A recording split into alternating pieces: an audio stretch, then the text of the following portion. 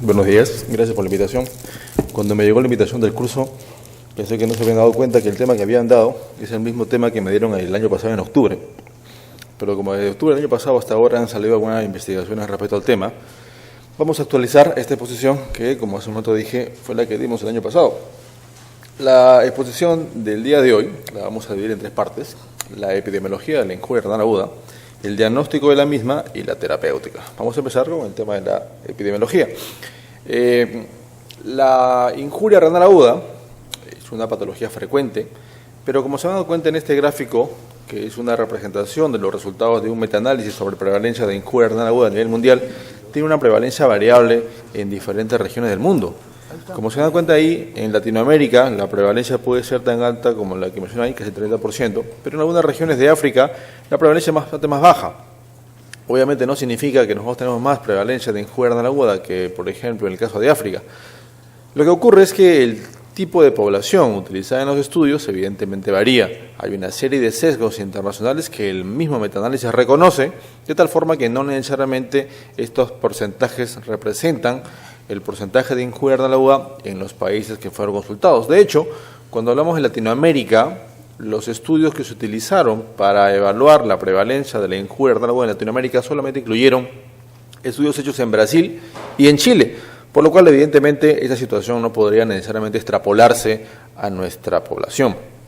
Pero a grandes rasgos, según este metaanálisis, que es la mejor evidencia que tenemos respecto a la prevalencia de injuria renal aguda, se encuentra que la prevalencia en total de la misma es algo de 23% y que la prevalencia de los estadios varía dependiendo de la gravedad de esto, de tal forma que los primeros estadios tienen mayor prevalencia. Pero a pesar de que los primeros estadios tienen mayor prevalencia, la mortalidad de los mismos varía de acuerdo a la gravedad también. La mortalidad en promedio, como se dan cuenta, también es algo de 23%, pero puede llegar hasta 50% más o menos si el paciente con injuria renal aguda requiere una terapia de reemplazo renal. Evidentemente, este porcentaje, esta mortalidad va a variar de acuerdo al escenario clínico, como se dan cuenta en ese gráfico. No es lo mismo, por supuesto, la prevalencia y mortalidad de la injuria renal aguda en escenario de la comunidad, que por ejemplo en la unidad de cuidados intensivos, donde la prevalencia podría ser mayor alta. Ahora, como se dan cuenta, por ejemplo, allí uno podría preguntarse cómo es posible que en una cirugía cardíaca la mortalidad de la injuria renal aguda en este escenario sea tan baja, y no tanto como, por ejemplo, en la clínica de comunidad. Lo que ocurre es que también eso va a depender del tipo de población que se utiliza. Desde hace mucho tiempo se conoce el riesgo de mortalidad de la injuria renal aguda en los pacientes que están operados de problemas cardíacos, de tal forma que, a diferencia de otros escenarios, el diagnóstico temprano de esta patología es muy importante. De tal forma que la mayoría de estudios que hablan de la prevalencia de injuria renal aguda en pacientes con cirugía cardíaca son detecciones tempranas y son de primeros estadios, y como vimos en el gráfico previo, los primeros estadios tienen mucho menos mortalidad que los estadios tardíos. Entonces, la IRA es una patología de alta frecuencia, según el escenario, y asociada a una alta mortalidad, también según el escenario y la gravedad. Esta metaanálisis, que hace un momento se ha presentado, es un metaanálisis que le comentaba que era la mejor evidencia que tenemos actualmente sobre la prevalencia de la injuria renal aguda. Y es un metaanálisis que ha utilizado la definición actual de la misma, que es la definición propuesta por la CADIGO. Pero, y esta metaanálisis con esta clasificación es una gran avance respecto a lo que teníamos previamente. Hace unos años ya teníamos metaanálisis y revisiones sistemáticas de prevalencia de la injuria renal aguda, pero teníamos un problema. Las mismas se derivaban de estudios con diferentes definiciones de la injuria renal aguda. Hasta antes del 90 existían estudios que, sumando las definiciones de injuria renal aguda, llegaban hasta 200. A partir de los años 90, como ustedes recordarán, ya se hizo un esfuerzo para mejorar la definición de la injuria renal aguda. Apareció el tema de Rifle, después posteriormente King, y actualmente el tema de, de CADIGO, que lo que hace es tratar de unificar las mejores características de las previas para tener una definición actualmente universal.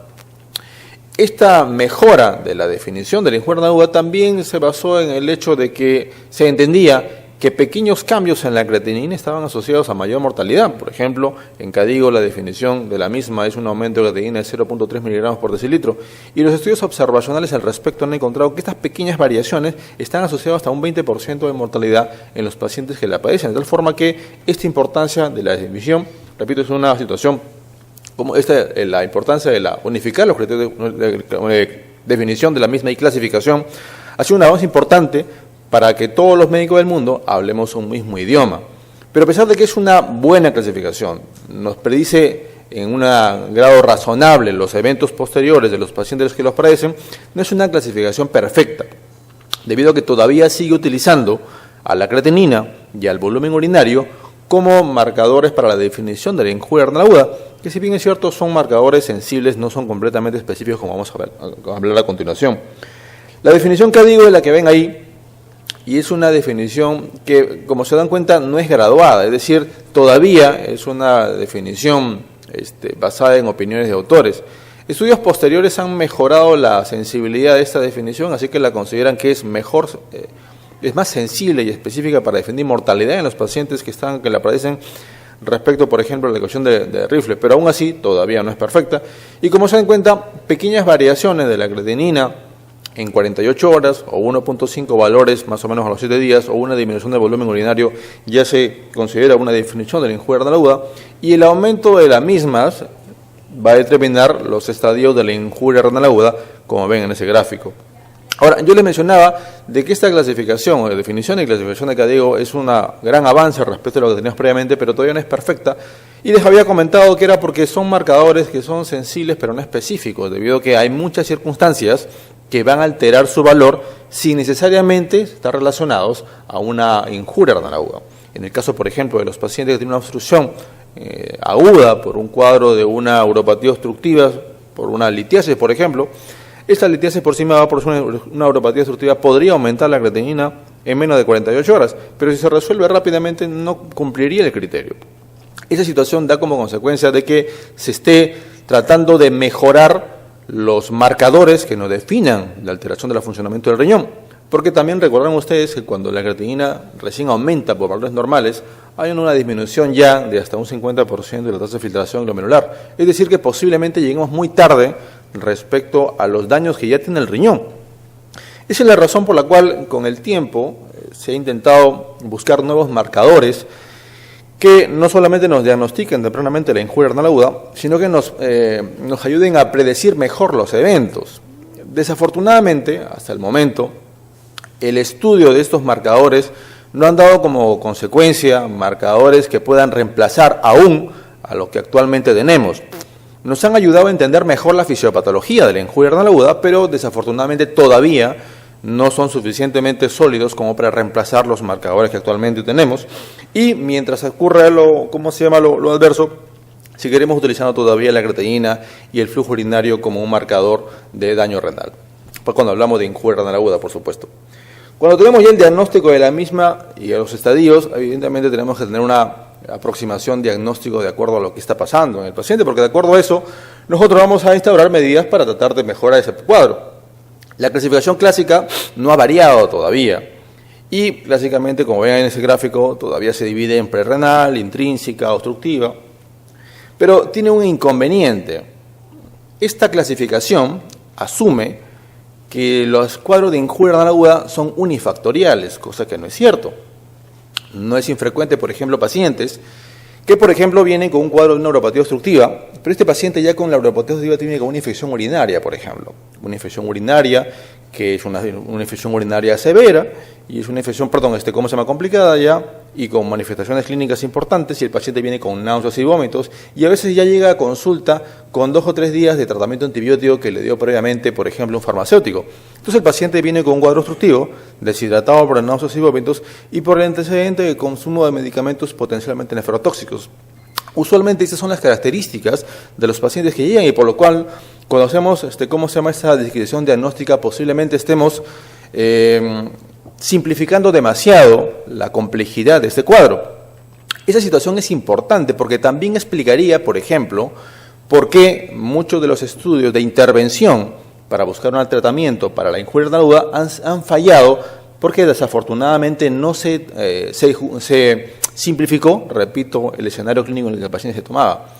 No solamente eso, también recordarán ustedes que cuando uno quería diferenciar, por ejemplo, la injuria renal aguda prerrenal con renal, existían los marcadores urinarios.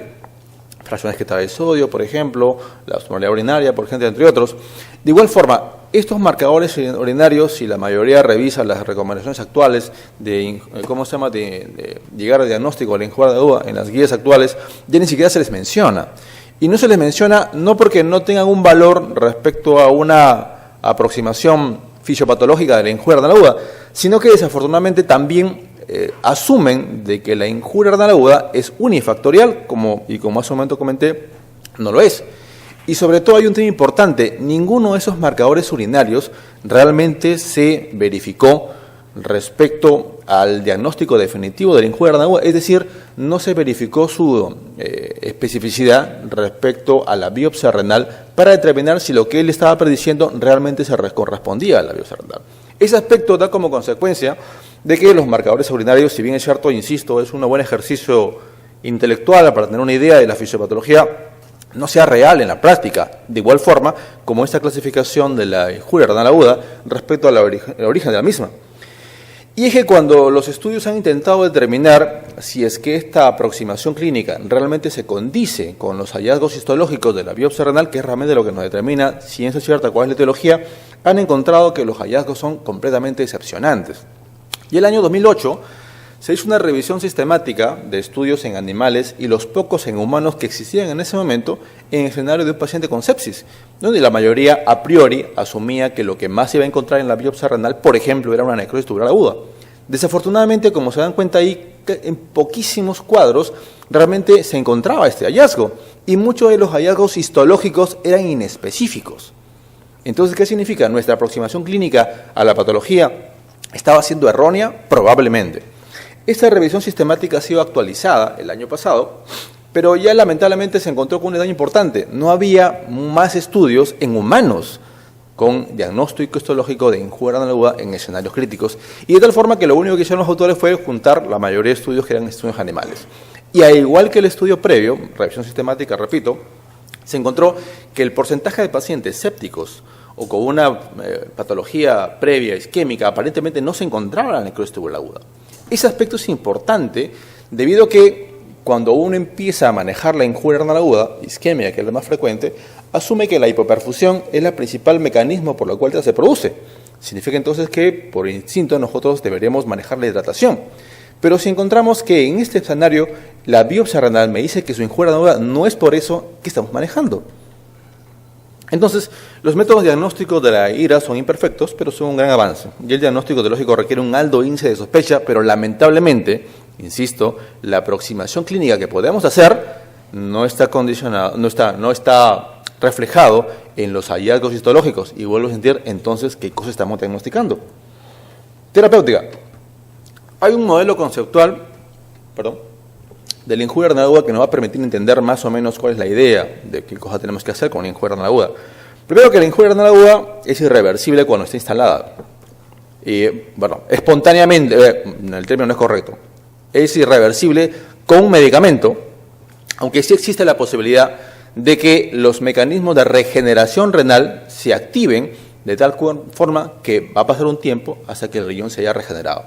Nuestra aproximación terapéutica, lamentablemente, no va a ser curar el riñón, sino eliminar todos los factores que han condicionado esta injuria renal aguda para dar tiempo a que el riñón solo se regenere. Debido a que en el principal modelo de la injuria renal aguda, que es el mejor isquémico, desafortunadamente ningún medicamento hasta el momento ha demostrado que pueda revertir la misma. Insisto entonces, lo que hacemos nosotros básicamente es identificar cuáles son los factores que potencialmente yo asumo que han producido, lo eliminamos y cruzo los dedos para que el riñón se regenere. Pero, repito, estoy hablando de la injuria renal aguda de tipo isquémica, que es la más frecuente según la clasificación que hemos mencionado previamente. Los factores asociados a la injuria renal aguda, como se dan cuenta, son diferentes. Hay factores que no vamos a modificar, como se dan cuenta en el cuadro de medio, las comorbilidades del paciente, la edad y los ancianos, pero hay factores modificados del paciente en particular que potencialmente nosotros podremos intervenir. Por ejemplo, el caso de la deshidratación, la depresión de volemia, que la mayoría de guías considera como lo más importante. Sin embargo, como se dan cuenta en el gráfico, ¿cómo se llama?, del extremo izquierdo, hay situaciones que no dependen ni del paciente exactamente, ni de una cuestión más o menos externa, sino, digamos, del ambiente en que se presenta. Y una de las cosas que llama la atención, por ejemplo, en la parte inferior, es un insuficiente servicio de salud. Y ese aspecto es una situación muy importante, debido a que recuerdan que les comentaba de que en la revisión sistemática no necesariamente podríamos extrapolar a todos los escenarios clínicos, debido a que muchos de los estudios hechos hasta el momento se han hecho en población hospitalizada. Y evidentemente uno podrá pensar de que eso no ocurre siempre, ¿no es cierto? Porque los que hemos hecho SERUM, o hemos tenido la oportunidad de llegar a un centro de salud periférico, nos damos cuenta que a veces el paciente con injuria renal aguda ni siquiera llega al servicio, porque evidentemente está en su casa. Y a veces ocurre que no solamente no llega al servicio, sino si es que llega, de repente no hay un médico, si se encuentra, por ejemplo, en un centro alejado. Y a veces ocurre que no solamente no hay un médico, sino a veces ocurre que está el médico, hay un centro, pero no hay una creatinina para tomar la volumen urinaria, o nadie toma ¿cómo se llama la situación de tomar la volumen urinario? Entonces, probablemente el escenario de la injuria renal aguda esté completamente subdiagnosticado, como hemos mencionado previamente, debido a que en nuestro medio, por lo menos, no tenemos los métodos, o digamos que los métodos de diagnóstico, por los que ustedes han mencionado, son bastante insuficientes. Es importante determinarlo porque los escenarios de la injuria renal aguda varían si estamos hablando de un escenario, como en ese momento ¿cómo se llama? Planteé, de un escenario donde los sistemas de salud son deficientes, como es el caso de los países subdesarrollados. Y como se dan cuenta en este gráfico, el escenario clínico, las características de la misma varían si es que la injuria renal aguda es en países subdesarrollados versus los países desarrollados. Pero aún así, también existe la situación de que en los países subdesarrollados el comportamiento y características clínicas de la injuria renal aguda tiene una forma bimodal. Es decir, lo que vemos ahí en esas características se cumplen generalmente en las injurias renal aguda de atención primaria o hasta este nivel 2. Pero en la injuria renal aguda de nivel hospitalario se comporta exactamente como la injuria renal aguda de un nivel hospitalario de un país del primer mundo. Ese detalle, insisto, es muy importante, debido a que el único estudio que se ha hecho donde más o menos se evalúa la prevalencia de injuria renal aguda en el Perú es un hecho en el Hospital Cayetano Heredia, en población hospitalizada en Cayetano Heredia, y se encuentra de que la prevalencia es más o menos igual a la población mundial. Pero eso podría falsar los resultados porque, como hace un momento comentaba, en el tercer mundo hay un comportamiento bimodal. El hospital se comporta igual al hospital del primer mundo, pero la atención primaria que se ve acá es completamente diferente. La mejor evidencia sobre la frecuencia de tipo de infección urinaria, de acuerdo al país del tercer mundo, lo vemos en ese gráfico que está allá. Y como se dan cuenta en ese gráfico, en la parte izquierda, donde ve los países del tercer mundo, hay ciertas causas de injuria renal aguda que son más frecuentes. Por ejemplo, infecciones, deshidrataciones, por ejemplo, y también factores como, ¿cómo se llama?, la injuria renal aguda relacionada a la gestación. Lo cual es importante porque significa que muchos de esos factores que condicionan injuria renal aguda en el tercer mundo, o sea, en nuestro país, son potencialmente prevenibles. Eso podemos concluir entonces que la ira en nuestros países está subdiagnosticada por las razones que hemos mencionado. La ira en nuestros países puede ser prevenida si es que evidentemente identificamos tempranamente y son potencialmente reversibles. Se necesita un alto índice de sospecha, por lo que hemos contado, porque de repente estamos en un centro de salud y no tenemos creatinina, por ejemplo, o por ejemplo en un hospital. No ha sido pocas las ocasiones en que yo como nefrólogo no he tenido una creatinina en el hospital porque se acabó el reactivo, por ejemplo, y me quedé sin nada. Y muchos casos de ira no llegan al hospital.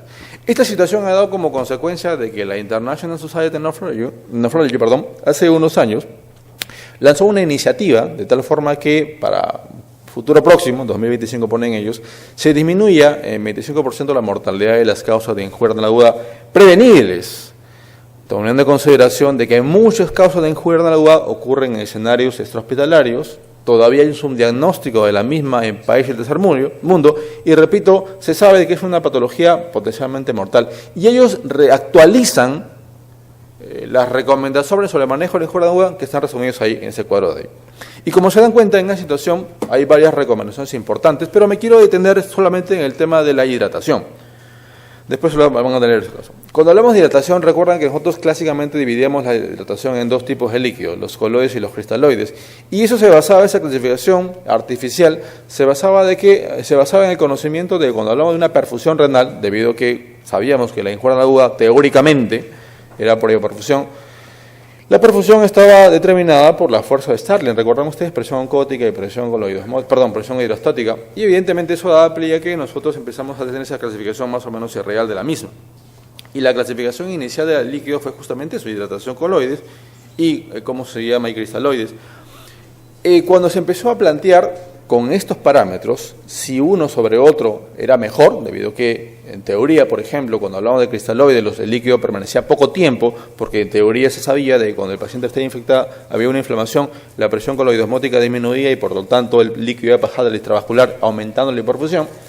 Se encontró que desafortunadamente los estudios que evaluaban comparando estos dos líquidos con esa teoría no encontraban de que alguno de ellos mostraba mortalidad en casi la mayoría de los escenarios. La mayoría se preguntaba por qué, si en teoría estamos actuando de acuerdo a lo que en teoría se llamaba fisiopatología, o sea, coloidosmótica y cómo se llama y la presión hidrostática.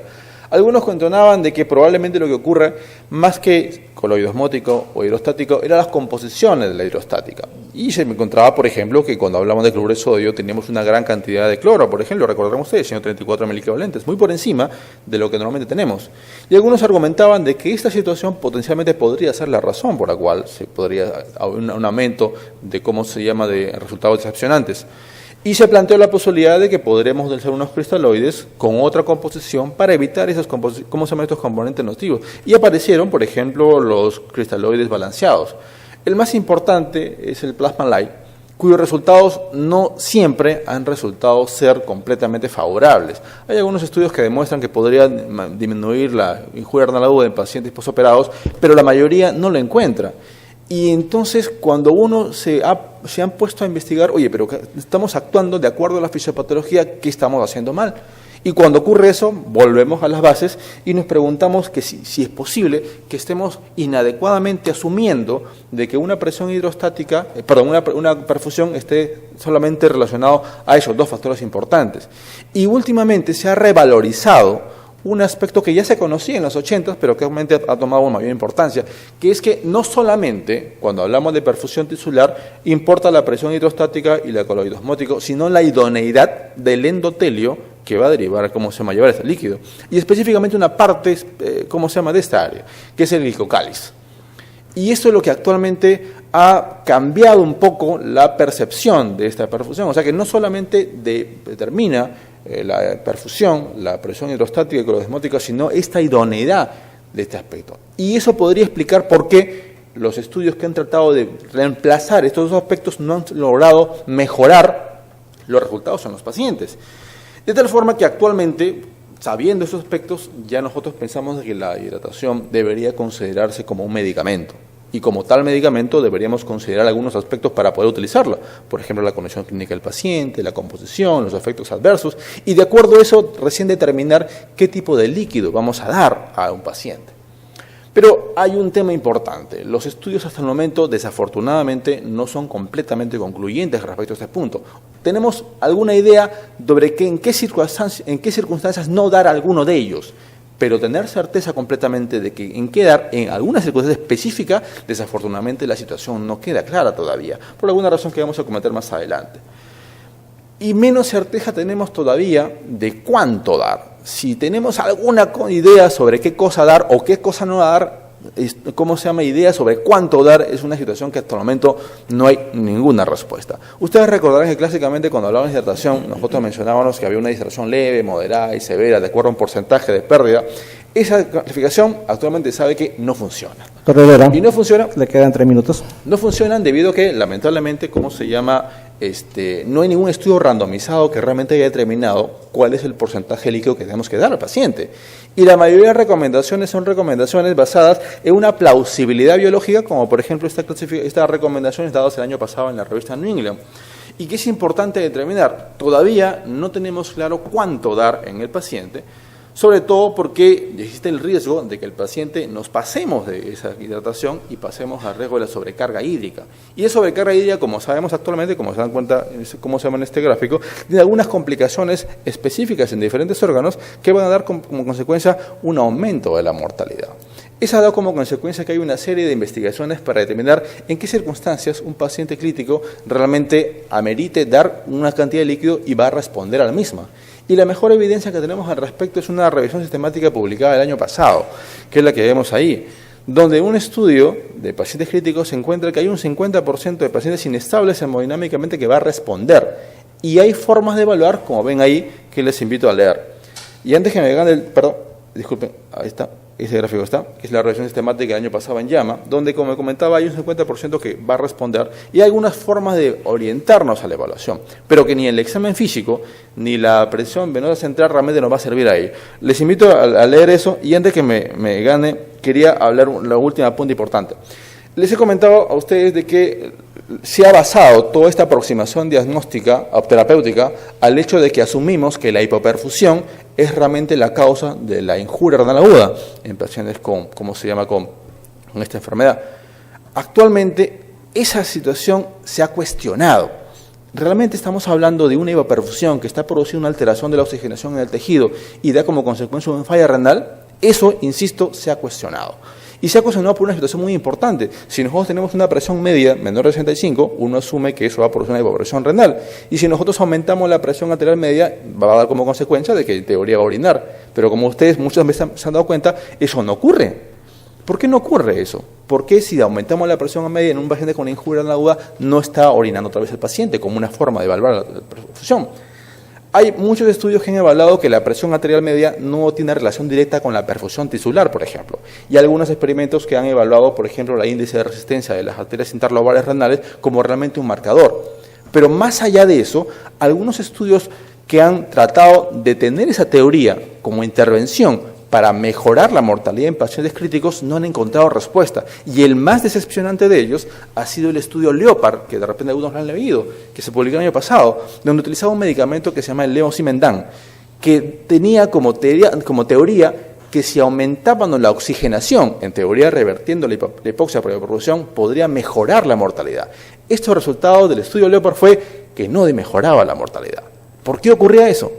Ese resultado lamentable, esta evidencia de que la perfusión tisular no está en relación a la presión arterial media, ha vuelto a cuestionar si realmente lo que estamos haciendo es una aproximación real de la injuria renal aguda como una manifestación de la perfusión tisular. Hay una editorial muy interesante en la revista, Critical Care Medicine del mes pasado, justamente que vuelve a decir el tema. Probablemente lo que tengamos que hacer es reescribir completamente todo lo que sabemos sobre hidratación para prevenir la injuria renal aguda, porque las teorías que nos hacían plantear esa aproximación para mejor la injuria renal aguda están cuestionándose. Presión hidrostática y colodosmia, como hace un momento comentaba, el tema de la de glucalis, la perfusión con vista de la evidencia de que la índice de resistencia de las arterias interlobulares no tienen relación con la presión arterial media, y los estudios fracasados del levosimendan que cuestionaban si realmente la oxigenación tisular tenía que ver con este problema en particular. Lo que sabemos actualmente es que vamos a tener que volver a las bases para afrontar a nuestros pacientes. Mientras tanto, mientras tengamos estas incertezas, lo mejor que podemos hacer es prevenir la injuria renal aguda. Porque en el momento que la tengamos, probablemente nuestras intervenciones no necesariamente van a funcionar. ¿Y qué significa? Que nosotros como médicos de trinchera, como siempre digo, tenemos que estar atentos a los factores de riesgo que hace un momento mostré un cuadro para tratar de evitar en ese momento y tratar de que cuando llegue el momento tengamos la incerteza de las cosas que tenemos que hacer. Sé que la exposición que he dado ahorita, más que certezas, ha sido incertezas, pero lamentablemente ese es el punto de conocimiento que tenemos hasta el momento. Muchas gracias por la atención.